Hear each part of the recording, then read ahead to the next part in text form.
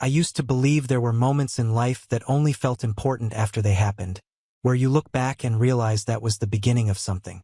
But sometimes, you know right away. You feel it, like a punch to the chest or a ripple in your gut. Something shifts and suddenly, the world has tilted, and you just haven't hit the ground yet. That's what it was like that evening. We were all gathered for Brooke's mom's birthday at a rented country house just outside the city. Rustic place, big wraparound porch, the kind of quiet you don't notice until it's broken. Brooke had picked it out herself. Said her mom deserved something peaceful this year. And honestly, I thought it was a good idea. I even volunteered to pick up the cake from the bakery Brooke swore was the only one her mom actually liked. I didn't mind. It gave me a chance to step out, clear my head. Things had felt weird lately between me and Brooke. Nothing major, just small stuff that built up over time, a different kind of quiet. The kind that sat between us when we weren't saying things we probably should have been. Anyway, by the time I got back with the cake, the party was already in full swing. Music humming through the open windows, someone laughing near the grill, kids chasing each other across the grass. I carried the cake box around the side of the house toward the back deck, trying to avoid the crowd inside. That's when I saw her. Brooke. She was sitting on the back veranda with Jake. Now, Jake had been introduced to the family about a year earlier. Some kind of distant family friend, apparently. He was Brooke's new running coach. A guy she said had been helping her train for her first half marathon. I'd met him a few times at casual stuff, her mom's backyard barbecues, a fundraiser once. Decent enough guy on the surface. Friendly, smooth-talking, way too comfortable in other people's spaces. The type that made you feel like you were being rude for not liking him. I didn't dislike him exactly. I just didn't trust the way he looked at Brooke when he thought I wasn't paying attention. And over time, I'd started to wonder if she was pretending not to notice. They were sitting close, too close, on one of those low wooden benches near the railing. It was just the two of them. No drinks in their hands. No plates of food. Just them, talking quietly like they'd drifted out of a bigger conversation and never returned. Her leg was pressed against his, and at first I thought maybe it was just the angle. Maybe the bench was small, maybe the lighting was playing tricks. But then I saw her hand. It was resting on his knee. Not accidental. Not casual. It stayed there. Jake didn't move. He smiled, said something low, and Brooke laughed. That specific laugh, the one she used when she was trying to make someone feel special.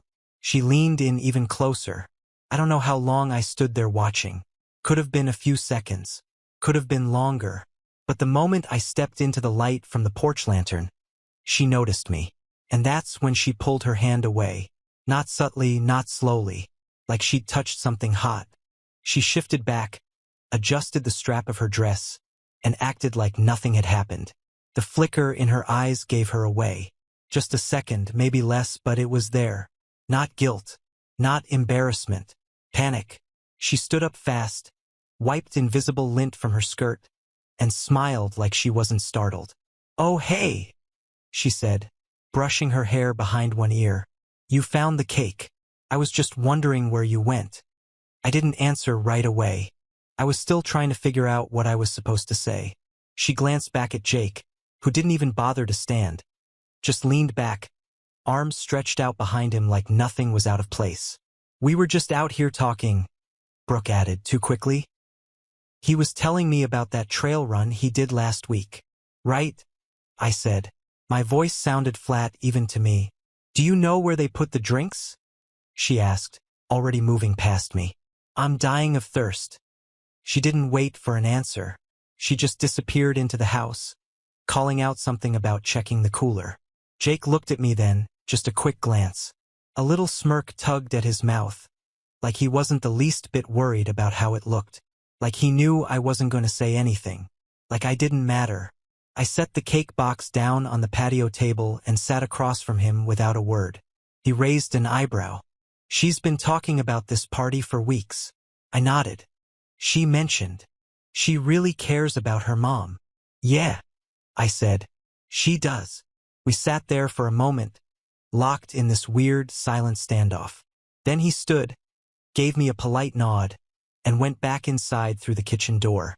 I stayed behind, trying to piece together what I'd just seen, and more importantly, what I just felt. Up until then, I told myself things were fine. Maybe a little distant, maybe a little tired. Brooke had been busy with training, and I'd been working late. We chalked it up to the usual adult stuff: routine, pressure, the ebb and flow of a long-term relationship. I figured we'd reset eventually, take a weekend trip, talk, laugh again. You tell yourself those stories when you need to. You buy your own excuses because they're safer than asking real questions. But that moment on the porch cracked through all of it. The way she touched him, the way she pulled back the second she realized she was being watched. That wasn't innocent. That wasn't nothing. And the worst part? She didn't look surprised to see me, just caught. That flicker of alarm in her eyes. I've seen it before on other people in other places. It's not confusion. It's not shame. It's someone who realizes the curtain slipped and their real face showed through. I didn't follow her back inside. I sat on that bench a while, just listening to the music drift through the screens. Laughter, glasses clinking, the distant hum of Brooke talking somewhere inside, like everything was normal. Like we hadn't just crossed a line that changed the shape of things. It wasn't even the touch itself that broke me. It was how natural it looked. How easily her hand landed on his knee. How quickly she adjusted when she thought I'd noticed. There's a difference between a mistake and a habit. And something about that moment felt practiced. When I finally stood up and went back inside, she was at the drinks table, laughing with her cousin about something I couldn't hear. She glanced at me. That flicker again, but buried this time, behind a smile that didn't quite reach her eyes. "Hey babe," she said casually. "Did you put the cake in the fridge?" "Yeah," I said. "All good." She leaned in and gave me a quick kiss on the cheek. "You're the best." I nodded, smiled back, but something inside me had gone still. Not angry, not loud, just still, cold, like a door closing gently in my chest. I didn't cause a scene. I didn't say anything. I didn't even ask her what the hell that was out there, because deep down I already knew the answer. I just wasn't ready to hear it out loud. I didn't sleep that night. It wasn't just the usual tossing and turning. It was the kind of restlessness that sinks into your bones, like your body knows something your brain hasn't caught up to yet. I lay there staring at the ceiling, the fan turning shadows across the room while Brooke breathed softly beside me. She fell asleep quickly, like nothing was wrong. Like there hadn't been anything unusual about the way she'd slipped her hand off another man's knee hours earlier. I kept going over it, scene by scene, like some obsessive director picking apart his own movie frame by frame. Her hand, his knee, that look in her eyes. And then my mind started pulling older clips from memory. Moments I'd ignored at the time, now screaming for attention. The kind of moments you only realize meant something after the context shifts. The late-night training sessions. That's where my thoughts landed first. For months now, Brooke had been coming home late, saying Jake was really pushing her for this upcoming half-marathon. Said he was all about discipline and that she needed to work on her pace and form. I didn't question it. I wanted to support her goals, and honestly, I admired the way she threw herself into something so physical, so committed. She used to be a little scatterbrained with routines, impulsive, forgetful. But suddenly, she had this sharp focus. Early mornings, strict diets, track shoes lined up at the door like soldiers. I figured it was a phase, a healthy one, even now I wasn't so sure. I remembered the night she came home after a long run, cheeks flushed, her hair pulled into a sloppy ponytail. She smelled like sweat and perfume. Not hers either.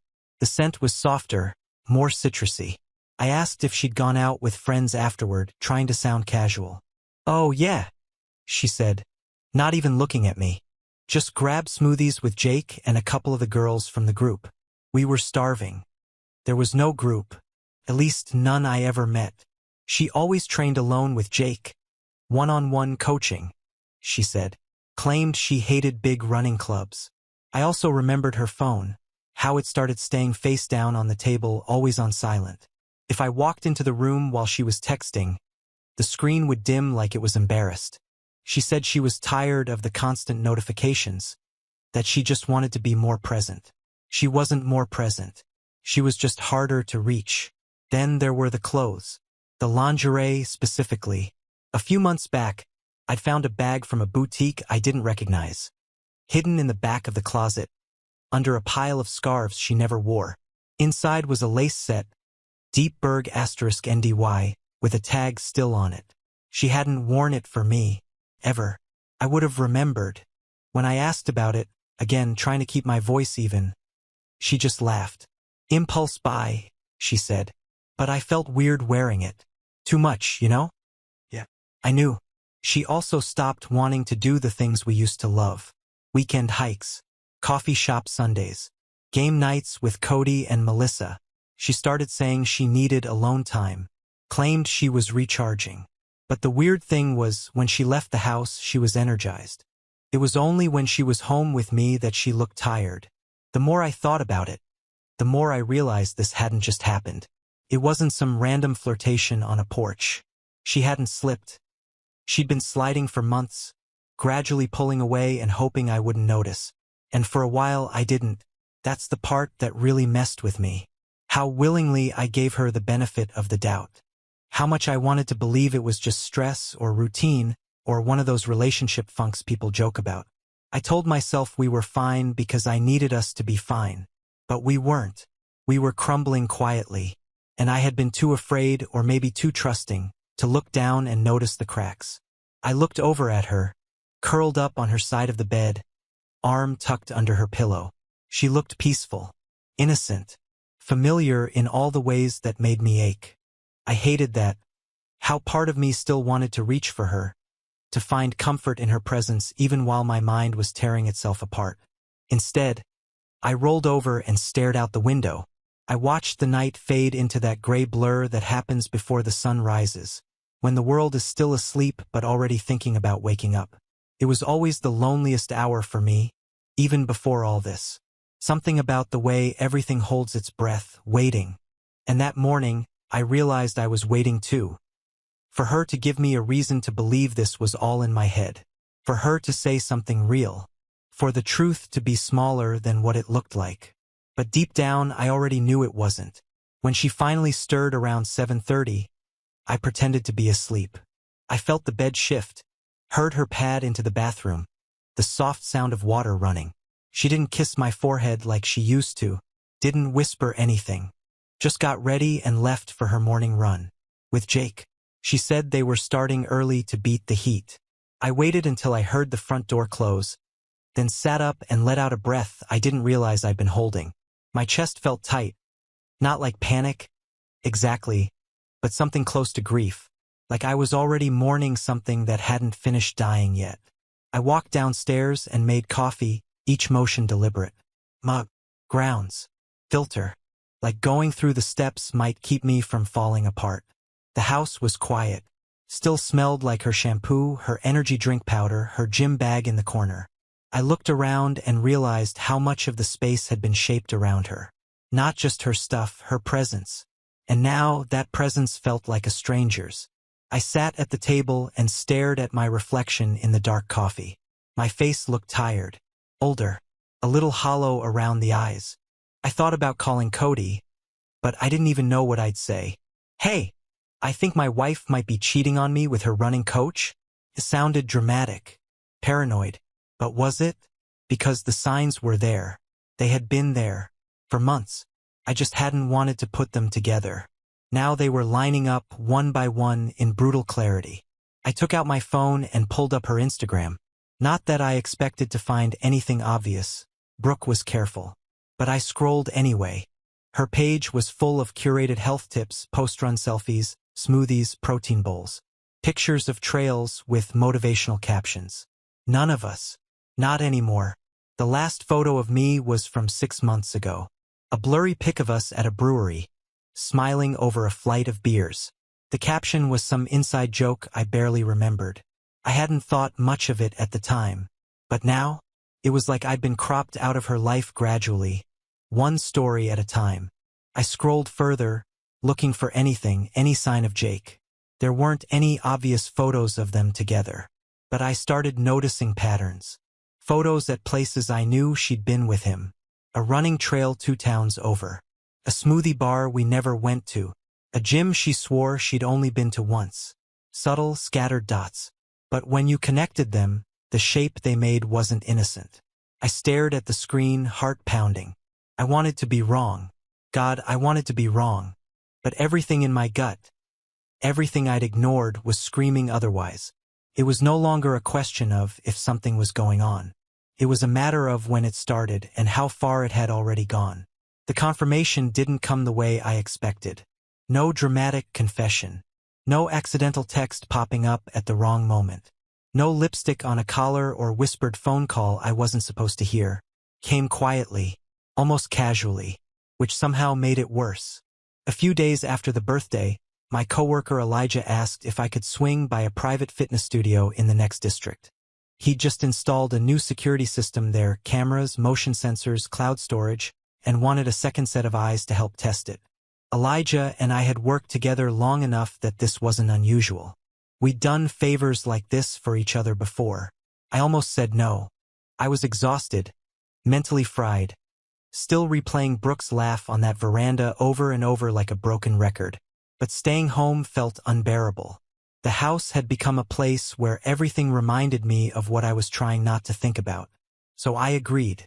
The studio was tucked behind a strip of closed storefronts, the kind of place you'd never notice unless you were looking for it. Clean, modern, minimal. Elijah walked me through the setup, explaining which cameras covered which entrances, how the motion logs worked, how far back the footage was archived.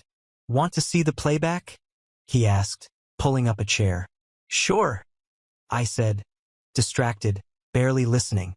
He scrubbed back through random nights, checking angles, clarity, timestamps. People came and went, trainers, late clients, cleaning staff. It was all boring, technical stuff.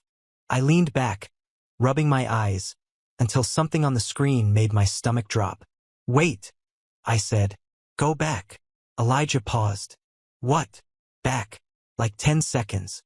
The image froze, then rewound. And there she was. Brooke. Not in running gear. No ponytail. No sweat-drenched tank top. She was wearing jeans, boots, a fitted jacket I recognized instantly. One she rarely wore around me. Her hair was down. Styled. Intentional. She wasn't alone. Jake followed her through the back entrance. Close enough that their shoulders brushed. They didn't speak. At least not that I could hear. But they moved like people who didn't need words. Like this wasn't new. Like they'd done this before. I felt my throat tighten. "Hey man," Elijah said slowly. "You okay?" I didn't answer. Couldn't. I was staring at the timestamp. Late evening. A day she'd told me she was exhausted. A day she'd said she was going to bed early. We watched in silence as they disappeared down the hall, out of frame. Elijah glanced at me, then back at the screen. "You want me to? Just let it play," I said. Nearly 2 hours later, they reappeared. This time, Jake's hand was on her waist. Not guiding. Not protective. Possessive. Brooke leaned into him, her fingers brushing his jaw as they laughed about something only they shared. She looked relaxed. Happy. Familiar in a way I hadn't seen in months. The footage had no sound. It didn't need any. There was no room left for interpretation. No benefit of the doubt to cling to. This wasn't confusion. This wasn't emotional closeness that crossed a line by accident. This was an affair. I stared at the screen long after the clip ended, my reflection faintly visible in the dark monitor. I looked calm. Too calm. Like my body had gone into shutdown mode to keep me from breaking apart. Elijah cleared his throat. "I didn't know," he said. "I swear. If you want, I can." "No," I said quietly.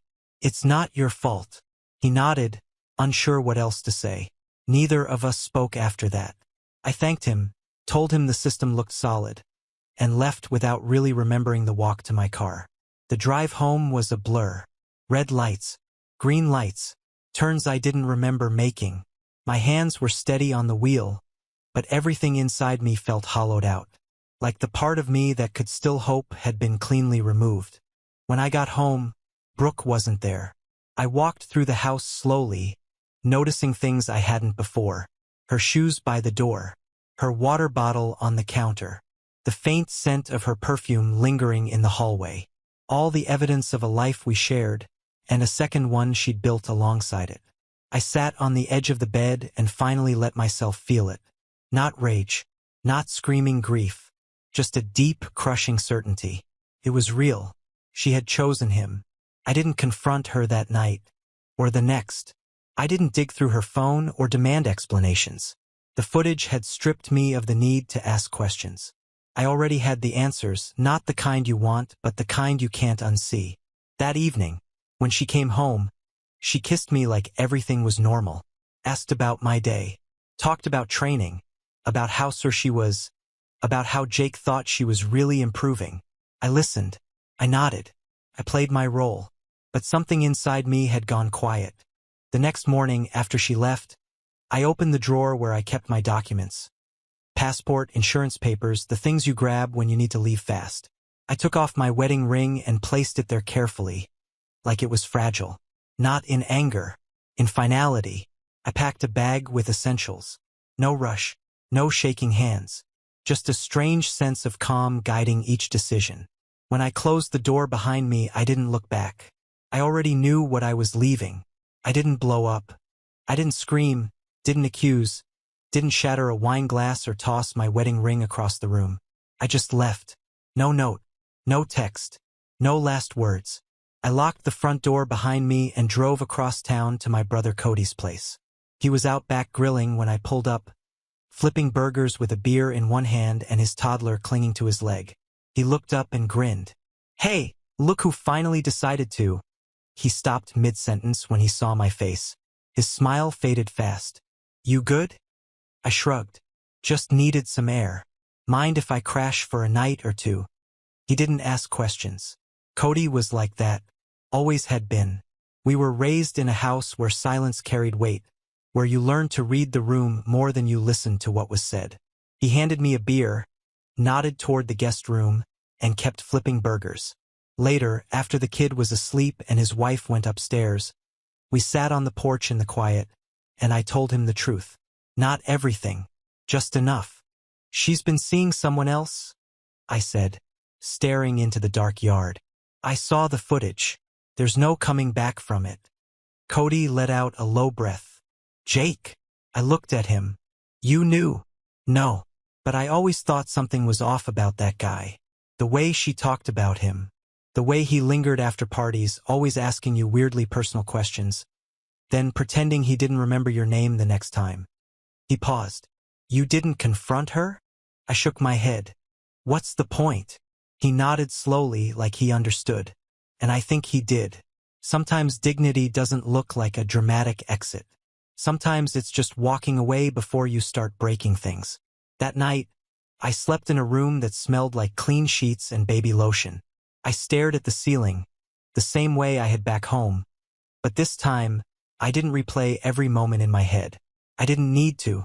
I had already accepted it. The next morning, I turned off the Find My feature on my phone, removed Brooke from my location sharing, blocked her from viewing my calendar.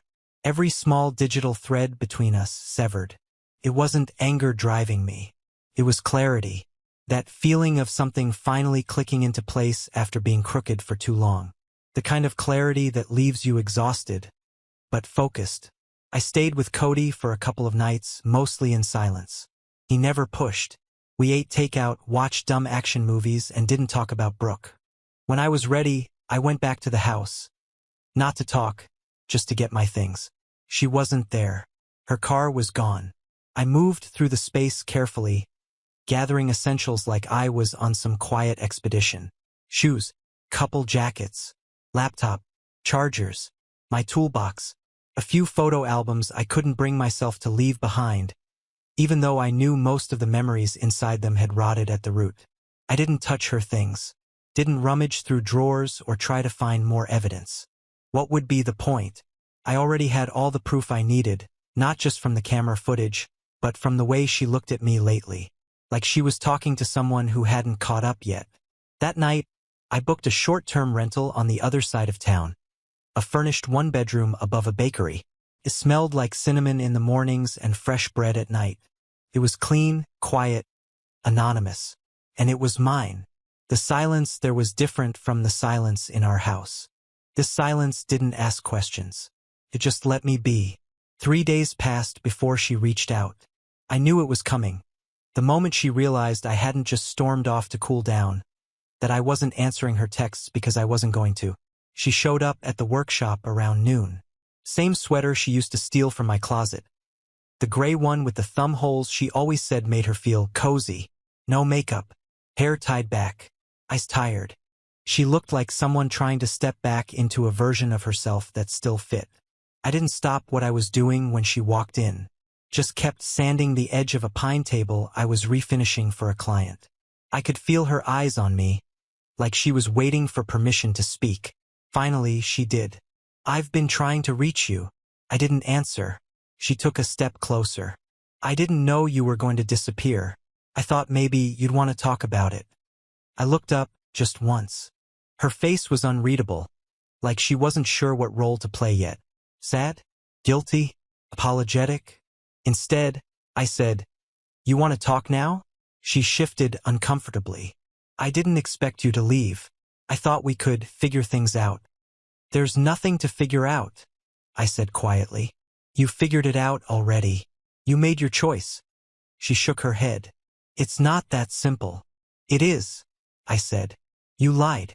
You had someone else in your life. You just didn't bother to tell me I wasn't part of the plan anymore." She sat on the edge of the workbench, her hands folded. "It wasn't planned. I didn't mean for any of it to happen. I was feeling really alone. I needed support and Jake was there and I don't know, I didn't expect it to go that far." "You didn't expect it?" I repeated flatly. She looked up, tears brimming. "I know I messed up, but I never stopped loving you." I raised an eyebrow. "That's supposed to make me feel better?" "No," she whispered. I want you to know I didn't mean to hurt you." I put down the sander and crossed my arms. "You didn't mean to hurt me, but you did. Repeatedly. You chose it. You built something with him while I was standing right next to you thinking we were on the same team." She looked down. I was scared. Of losing what we had. Of making it worse by being honest. "So instead you lied?" She didn't answer. "That's not love, Brooke," I said, and my voice cracked for the first time. "That's fear. And convenience. You didn't want to leave, you just didn't want to be alone." A long silence stretched between us. I could see her breaking down in real time, the performance starting to fray. But I didn't comfort her. Because she wasn't mine to comfort anymore. She reached for my hand. "Can we just slow down? Please? Just talk. I don't want to lose us." "You already did," I said, stepping back. She flinched like I'd slapped her. I didn't say another word. Just turned back to the table and picked up where I left off. Sanding, smoothing, stripping things down to the raw grain. Eventually, she left. Quietly. No door slam. No final plea. And the second the door clicked shut, I exhaled. Not relief. Not victory. Just breath. The kind you forget you've been holding. A week went by. She didn't show up again. No surprise visits. No long letters in the mailbox. Just texts, mostly short, always uncertain. Things like, "I just want to talk when you're ready. Can we please meet somewhere neutral? I miss you." I know that probably doesn't matter now. I didn't respond to any of them. I wasn't punishing her. I just didn't see the point. I had already sat in front of her, given her the chance to tell the truth, to own what she did. What I saw in that conversation wasn't remorse, not really. What I saw was fear. Fear of losing stability. Of losing the version of her life where she could be comforted by me, even as she ran to someone else. She wasn't sorry. She was unsettled. And that's not the same thing. I was back at the rental above the bakery when I got the call that tipped the balance. It was a Friday mid-morning. I was oiling down an old oak stool someone had dropped off for repairs when my phone buzzed. The number wasn't saved in my contacts, but it looked local. I hesitated, wiped my hands on a towel, and answered. "Hello." There was a pause. Then, "Hi, is this Daniel?" I froze for a second. No one calls me Daniel. Not unless it's formal. Legal. Serious. Yeah. Who's this? This is Lindsay. I'm, I'm Jake's girlfriend. I stopped breathing. She continued quickly, as if she knew I might hang up. We haven't met, but I think we need to talk. Please, I'm not calling to start anything. I'm not angry at you. I found something and I figured you deserve to know. I sat down on the stool, heart in my throat. Go on. I was on Jake's tablet earlier, she said, her voice shaking but steady. And I saw messages between him and Brooke. The room felt like it narrowed, the walls folding inward. I didn't say anything. I didn't have to. She kept going. I didn't go looking for them. He left it open. But once I saw the thread, I couldn't stop reading. There were photos, selfies of them in hotels, inside his car, even a few in your backyard. Messages talking about how tired they were of hiding it, about how you didn't get her, and how things would be better soon. I closed my eyes. I'm not calling for revenge, Lindsay added. I'm not that kind of person. When I saw those messages, I thought, if someone had this kind of information about me, I'd want them to tell me. I swallowed hard. I appreciate that. I do. She was quiet for a moment. You okay? I almost laughed. No, but I will be. She hesitated. I forwarded the messages to myself before I closed the app. I can send them to you. Just tell me where. I gave her my number. A few minutes later, the texts came in batches. First, a series of photos, the kind you can't unsee once they hit your screen. Brooke smiling in the mirror of a hotel bathroom I didn't recognize. Jake shirtless behind her. Another of them on a trail, his hand just low enough on her back to tell the whole story. Then the messages. I didn't read them all. Couldn't. The ones I skimmed were enough to confirm what I already knew, and worse, to show how far it went. They weren't just cheating. They were planning around it, using me as a contrast, mocking the way I took things too seriously, laughing at how easily I believed her running schedule. There were complaints about me, about how rigid I was, how I never understood what she needed. Little details they twisted into excuses. Her texts read like someone who had rewritten her whole identity, someone who needed to justify every betrayal by painting herself as the trapped one. Could have screamed. I could have punched a wall or thrown the phone across the room. Instead, I saved everything into a folder. I didn't send a reply to Lindsay right away. I just stared at the screen, letting the silence do what it does best, sink in. It was strange how calm I felt. There was a kind of freedom in confirmation. No more gray area. No more wondering if I was being paranoid or unkind. No more guilt. Brooke hadn't just lied. She had rewritten the story of our marriage and sold it to someone else as if I were the villain in it. And now I had the footnotes. Eventually, I typed a message back to Lindsay. Thank you. Really. She responded with a single heart emoji. Nothing else. And that was the end of that thread. I waited until the end of the day before forwarding the images and **TS to Brooke. No subject line. No message body. No explanations. Just the truth delivered quietly. She saw them. I know because the little red indicator popped up almost immediately. What followed was chaos. First, a call. I didn't answer. Then a string of texts. Can we please talk? It's not what it looks like. Please, just give me a chance to explain. I panicked. We both did. I never meant for it to go that far. And finally, I'm so sorry. I didn't answer any of them. Because sorry was the wrong currency. What I needed wasn't an apology. It was space, distance, truth. And I already had that. That night, I stood on the balcony outside the rental, sipping a beer, listening to the bakery's delivery van pull out of the alley. The stars were starting to show between the city lights, and for the first time in weeks, I didn't feel like I was waiting for the next hit. The storm had already landed. The silence wasn't empty anymore. It was clean. A week later, Lindsay called again. Her voice was calmer this time, like someone who'd already cried all her tears. He moved out, she said. Left a note, no apology. Just gone. I didn't know what to say, so I just listened. She wasn't calling for comfort. She was calling because only someone like me could understand what that kind of betrayal felt like. Before we hung up, she said, "You deserved better." And for the first time, I believed it. I forwarded the **TS to Brooke with no caption. No reaction came for 10 minutes. Then the call started. Texts. Long paragraphs trying to explain what couldn't be explained. I left them unread. Not out of cruelty, but clarity. I didn't need anything from her anymore.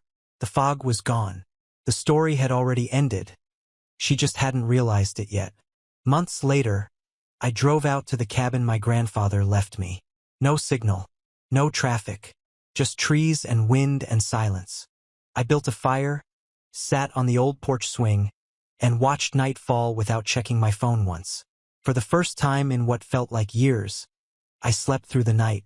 The healing didn't come all at once. It arrived slowly in quiet moments like that. Coincidentally, I ran into Lindsay again. Coffee turned into conversation. Conversation turned into understanding. We weren't bound by what broke us, we connected because of how we handled it. A month later, we went back to the cabin together. This time, it wasn't for solitude. It was a beginning. I don't know where Brooke is now, and I don't need to. That part of the story is over. I don't wear my ring anymore, but if I ever do again, I'll give it to someone who knows how to hold on.